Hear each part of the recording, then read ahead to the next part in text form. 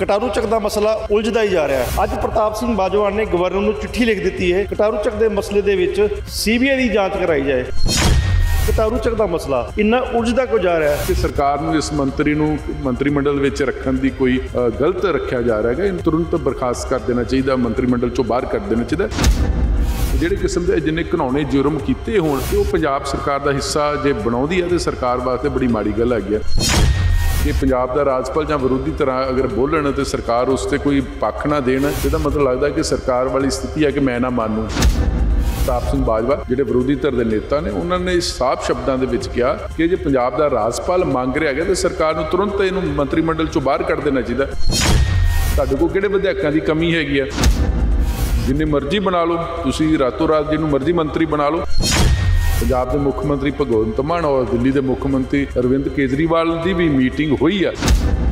नवजोत सिंह सिद्धू और बिक्रम सिंह मजीठिया ने जफ्फी पाई हैगी है तो उन्हें हासे हासे तो नवजोत सिंह सिद्धू ने कहा, कहना मैं जफ्फी पाई है पप्पी नहीं लई, क्योंकि पप्पी मैं इस करके नहीं लई कि मैं लालचंद कटारू चक के विरोध च हां। प्रोग्राम 16 ने सच दे विच तुहाडा स्वागत है। मैं हाँ मनदीप सिंह। कटारू चक का मसला उलझदा ही जा रहा है। अज प्रताप सिंह बाजवा ने गवर्नर को चिट्ठी लिख दी है। कटारू चक के मसले दे विच CBI की जांच कराई जाए।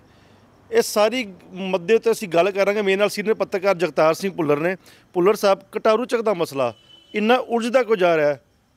देखो, सब तो वड्डी गल है कि मसला है ही बड़ा उलझन वाला है, क्योंकि मसला कि किसी इल्जाम लगे ने वो सच ने और फोरेंसिक जी लैबोरेटरी है उत्थों पंजाब के राजपाल बनवारी लाल प्रोज साहब ने जांच करवाई सी कि जी सुखपाल सिंह खैहरा उन्होंने CD दी सी वो सही है कि नहीं, वो सही पाई गई कि आवाज़ पाई गई कि करैक्टर सही पाए गए ने कि वह कटारू चक मुंडा सही पाया गया।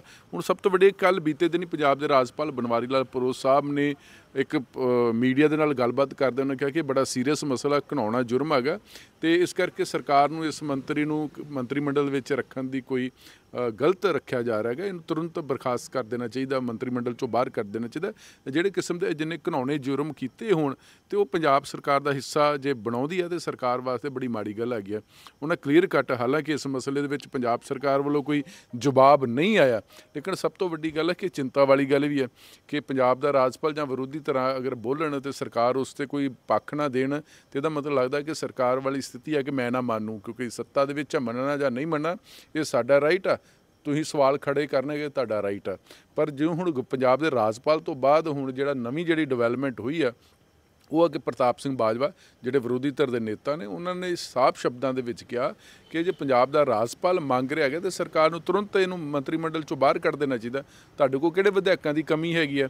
जिन्ने मर्जी बना लो, तुसीं रातों रात जिन्हों मर्जी मंत्री बना लो, पर जिहड़ा अजिहे बंदे जिन्हां दे घिनौने जुर्म लगे होण दोष तो उन्होंने सरकार का हिस्सा बनाना शोभा नहीं दिंदा। दूजा नाल दी नाल उन्होंने प्रताप सिंह बाजवा होना ने पंजाब अते हरियाणा हाई कोर्ट के जिहड़े चीफ जस्टिस साहब ने उन्होंने भी अपील की है कि तुसीं सो मोटू लै लो इस मसले दे विच। खबरां छप चुकियां ने, पंजाब के राजपाल कह चुके ने, CD की जिहड़ी जांच हो चुकी है तो हाई कोर्ट इस मसले दे सो मोटू लैके इस मसले की CBI नूं जांच दे सकदी। हुण CBI की जांच कौन दे सकदा? जां पंजाब सरकार कहोगी मैं क्यों दूँगा जांच, साडी क्यों अहीं क्यों दईए अपने मंत्री के खिलाफ? हाई कोर्ट इस मसले दे विच जांच दे सकदी है, पर सो मोटू लैना उन्हां दा राइट है। पर नाल दी नाल क्योंकि ये मसला सरकार का भी है तो जे कल नूं कोई इस मसले दे जिहड़ा पीड़ित आ उन्होंने इंसाफ नहीं मिलता, अगर वो हाई कोर्ट दे विच चले जाते तो लाजमी तौर पर हाई कोर्ट इस मसले सरकार नूं नोटिस कर सकती है। सरकार कहूगी कि असीं SIT बनाई है, लेकिन हाले तक SIT ने कोई कार्रवाई नहीं की। तो इस करके इस मसले दे विच लालचंद कटारू चक के मसले दे विच पंजाब सरकार बुरी तरह घिरी हुई है। हालांकि इस मसले दे विच पंजाब के मुख्यमंत्री भगवंत मान और दिल्ली के मुख्यमंत्री अरविंद केजरीवाल की भी मीटिंग हुई है। उस मीटिंग के विच दोनों नेतावां ने इस मसले पर चर्चा की है, जो खबरां प्रकाशित हुई ने। लेकिन आम आदमी पार्टी का जिहड़ा नज़रिया वो कहते ओपोजिशन कह रही है तो असी नहीं लागू करते ना, ये एक फैशन जिहा आ गया। नहीं तो ओपोजिशन कहती है सरकारां मन लैंदियां हुंदियां भी एक संगीन किस्म के आरोप लगे ने जिहड़े साबित हो रहे हैं वीडियो दे विच, ठीक है। ਤੇ ਉਹ ਪਰ ਹੁਣ ਕਿਉਂਕਿ ਜੇ ਸਰਕਾਰ ਇਹ ਕਹਿੰਦੀ ਕਿ ਜੇ ਓਪੋਜੀਸ਼ਨ ਦੇ ਕਹੇ ਤੇ ਅਸੀਂ ਆਪਣਾ ਮੰਤਰੀ ਮੰਡਲ ਕੱਢ ਲਿਆ, ਮੰਤਰੀ ਚੋਂ ਕੱਢ ਲਿਆ ਤੇ ਅਸੀਂ ਤਾਂ ਬੜੇ ਨੀਵੇਂ ਹੋ ਜਾਾਂਗੇ, ਸਾਡੀ ਸਿਆਸਤ ਖਤਮ ਹੋ ਜੂਗੀ।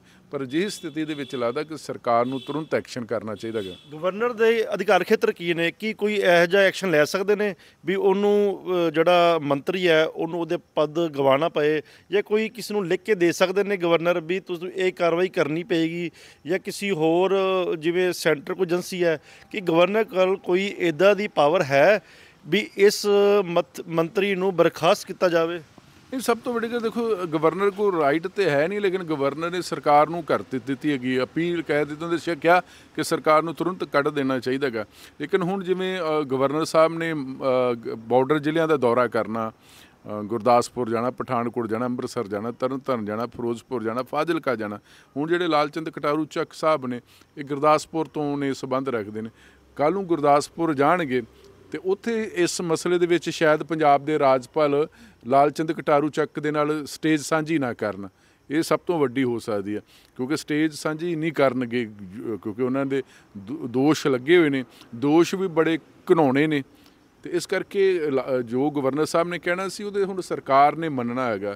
ਗਵਰਨਰ ਸਾਹਿਬ ਦੇ ਆਪਣੇ ਰਾਈਟ, ਲੇਕਿਨ ਉਹਨਾਂ ਨੇ ਚਿੰਤਾ ਵਿਅਕਤ ਕੀਤੀ ਹੈਗੀ ਹੈ ਕਿ ਅਜਿਹੇ ਮਸਲੇ ਦੇ ਵਿੱਚ ਸਰਕਾਰ ਨੂੰ ਉਹਨੂੰ ਮੰਤਰੀ ਮੰਡਲ 'ਚੋਂ ਬਰਖਾਸਤ ਕਰਨਾ ਚਾਹੀਦਾ। ਉਹਨੇ ਕਿਹਾ ਕਿ ਮੈਂ ਤਾਂ ਮੀਡੀਆ ਦੇ ਮਾਧਿਅਮ ਦੇ ਨਾਲ ਫਿਰ ਸਰਕਾਰ ਨੂੰ ਕਹਿੰਦਾ ਕਿ ਇਹਨਾਂ ਨੂੰ ਬਾਹਰ ਕੱਢੋ।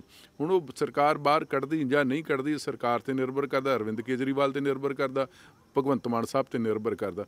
ਲੇਕਿਨ ਇਹ ਹੋ ਸਕਦਾ ਕਿ ਜਿੰਨਾ ਚਿਰ ਨਹੀਂ ਕੱਢਦੇ, ਕਿਤੇ ਨਾ ਕਿਤੇ ਜੇ ਸਟੇਜ ਸਾਂਝੀ ਕਰਨੀ ਪਈ ਤੇ ਰਾਜਪਾਲ ਉਸ ਸਟੇਜ ਨੂੰ ਸਾਂਝੀ ਨਹੀਂ ਕਰਨਗੇ ਕਿ ਇਸ ਬੰਦੇ ਦੇ ਨਾਲ ਸਟੇਜ ਸਾਂਝੀ ਕਰਨੀ, ਉਹ ਆਪਣੇ ਆਪ ਨੂੰ ਸਮਝਣਗੇ ਨਹੀਂ ਕਿ ਮੈਂ ਉਹਨਾਂ ਦੀ ਸ਼ਾਨ 'ਚ ਫਰਕ ਪੈ ਸਕਦਾ, ਉਹਨਾਂ ਦੀ ਸ਼ੋਭਾ 'ਚ ਫਰਕ ਪੈ ਸਕਦਾ। ਇਹਦੇ ਸਰਕਾਰ ਨੂੰ ਚਾਹੀਦਾ ਹੈਗਾ ਕਿ ਇਸ ਮਸਲੇ ਦੇ ਵਿੱਚ ਕਾਰਵਾਈ ਕਰਨੀ ਚਾਹੀਦੀ। ਕੱਲ੍ਹ ਵੀ ਦੇਖੋ ਕਿੱਡਾ ਲਾਲਚੰਦ ਕਟਾਰੂ ਚੱਕ ਨੂੰ ਲੈ ਕੇ ਹੀ ਟਿੱਪਣੀਆਂ ਤੇ ਸਿੱਠਣੀਆਂ ਹੋਈਆਂ ਨੇ।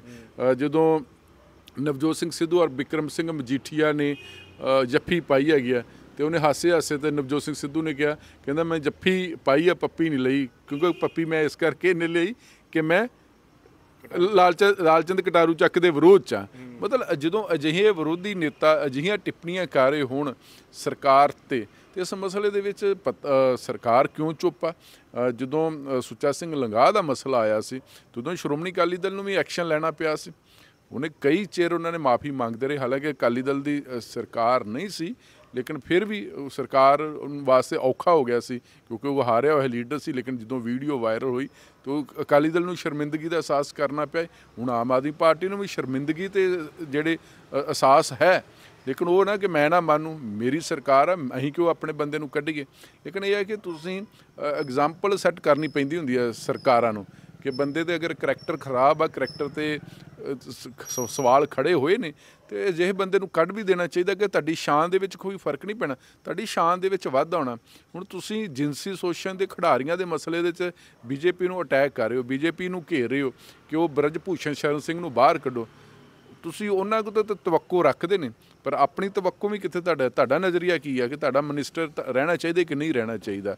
ਹੁਣ ਜੇ ਡਾਕਟਰ ਇੰਦਰਬੀਰ ਸਿੰਘ ਨਿੱਜਰ ਦਾ ਕਸੂਰ ਨਹੀਂ ਸੀ, ਉਹਨੂੰ ਬਾਹਰ ਕੱਢਤਾ, ਤੇ ਜਿਸ ਬੰਦੇ ਦਾ ਕਸੂਰ ਹੈ, ਜਿਸ ਬੰਦੇ 'ਤੇ ਦੋਸ਼ ਲੱਗੇ ਨੇ, ਆਡੀਓ ਵੀਡੀਓ ਸਹੀ ਨੇ, ਪਾਤਰ ਸਹੀ ਨੇ, ਉਹਨੂੰ ਤੁਸੀਂ ਆਪਣੀ ਸਰਕਾਰ ਦਾ ਇੱਕ ਸ਼ੀਸ਼ਾ ਬਣਾ ਕੇ ਰੱਖਿਆ ਗਿਆ। ਉਹ ਸ਼ੀਸ਼ਾ ਜਿਸ ਸ਼ੀਸ਼ੇ ਨਾਲ ਤੁਹਾਡੀ ਸਰਕਾਰ 'ਤੇ ਵੀ ਉਹ ਤਿੜਕਾਂ ਪਈਆਂ ਹੋਈਆਂ, ਤਰੇੜਾਂ ਪਈਆਂ ਹੋਈਆਂ। ਅਤੇ ਅਜਿਹੀ ਸਥਿਤੀ ਦੇ ਵਿੱਚ ਸਰਕਾਰ ਅਗਰ ਕਹਿੰਦੀ ਹੈ ਜਾਂ ਆਮ ਆਦਮੀ ਪਾਰਟੀ ਕਹਿੰਦੀ ਹੁੰਦੀ ਸੀ ਕਿ ਅਸੀਂ 3C ਦੇ ਕੰਮ ਕਰਦੇ ਨੇ, ਸਾਡਾ ਕੋਈ ਬੰਦਾ ਕ੍ਰਿਮੀਨਲ ਰਿਕਾਰਡ ਨਹੀਂ ਹੋਊਗਾ, ਸਾਡਾ ਬੜਾ ਕਰੈਕਟਰ ਬੜਾ ਜ਼ਬਰਦਸਤ ਹੋਊਗਾ।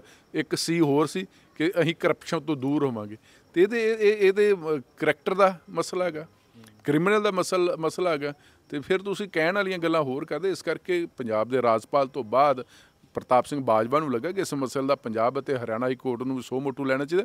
ਹਾਲਾਂਕਿ ਜਲੰਧਰ ਜਿਮਨੀ ਚੋਣ ਜਿਹੜੀ ਲੋਕ ਸਭਾ ਉਹਦੇ 'ਚ ਵੀ ਬਹੁਤ ਮੰਗ ਉੱਠੀ ਹੈ, ਲੇਕਿਨ ਵੱਖਰੀ ਗੱਲ ਹੈ ਕਿ ਸਰਕਾਰ ਨੇ ਹਾਲੇ ਤੱਕ ਉਹਨੂੰ ਮਨਜ਼ੂਰ ਨਹੀਂ ਕੀਤਾ। ਲੇਕਿਨ ਅੱਜ ਨਹੀਂ, ਕੱਲ੍ਹ ਨਹੀਂ, ਪਰਸੋਂ ਨੂੰ, ਇੱਕ ਰੋਜ਼ ਨੂੰ ਤੇ ਇਹ ਸਰਕਾਰ ਨੂੰ ਇਹ ਅਸਤੀਫਾ ਉਹਨੂੰ ਮਨਜ਼ੂਰ ਲੈਣਾ ਪਊਗਾ ਜਾਂ ਉਹਨੂੰ ਮੰਤਰੀ ਮੰਡਲ 'ਚੋਂ ਕੱਢਣਾ ਪਊਗਾ। ਲਾਲਚੰਦ ਕਟਾਰੂ ਚੱਕ ਦੇ ਮਸਲੇ ਦੇ ਵਿੱਚ ਸਾਰਿਆਂ ਨਾਲੋਂ ਜਿਹੜਾ ਵੱਡਾ ਰੋਲ ਹੈ, ਅਹਿਮ ਰੋਲ ਹੀ ਮੰਨਿਆ ਜਾਂਦਾ ਹੈ, ਉਹ ਹੈ ਐਸਸੀ ਕਮਿਸ਼ਨ ਦਾ।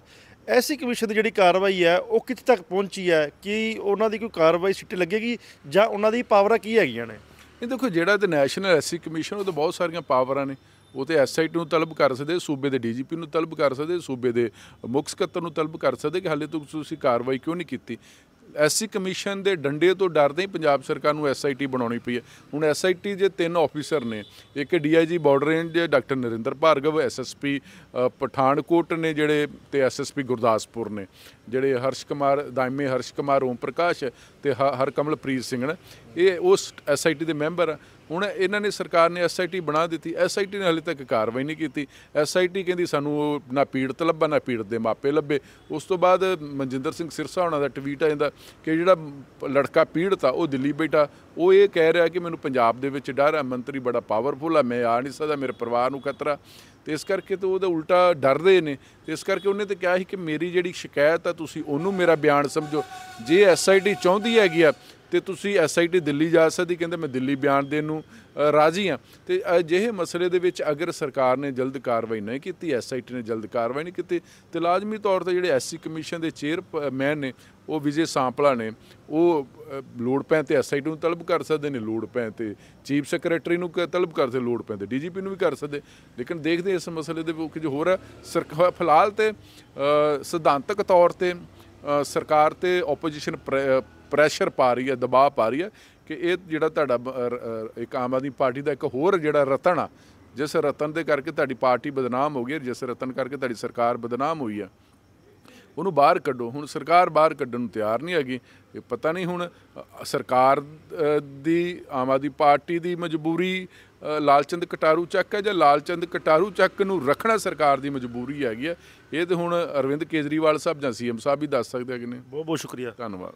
ਇਹ ਜਿਹੜਾ ਅੱਜ ਮਸਲਾ ਸੀਗਾ ਲਾਲਚੰਦ ਕਟਾਰੂ ਚੱਕ ਦਾ, ਪੂਰੀ ਜਿਹੜੀ ਓਪੋਜੀਸ਼ਨ ਹੈ ਉਹ ਸਰਕਾਰ 'ਤੇ ਹਾਵੀ ਹੋਈ ਪਈ ਹੈ। ਗਵਰਨਰ ਨੂੰ ਚਿੱਠੀ ਵੀ ਜਿਹੜੀ ਲਿਖੀ ਗਈ ਹੈ ਪ੍ਰਤਾਪ ਸਿੰਘ ਬਾਜਵਾ ਵੱਲੋਂ।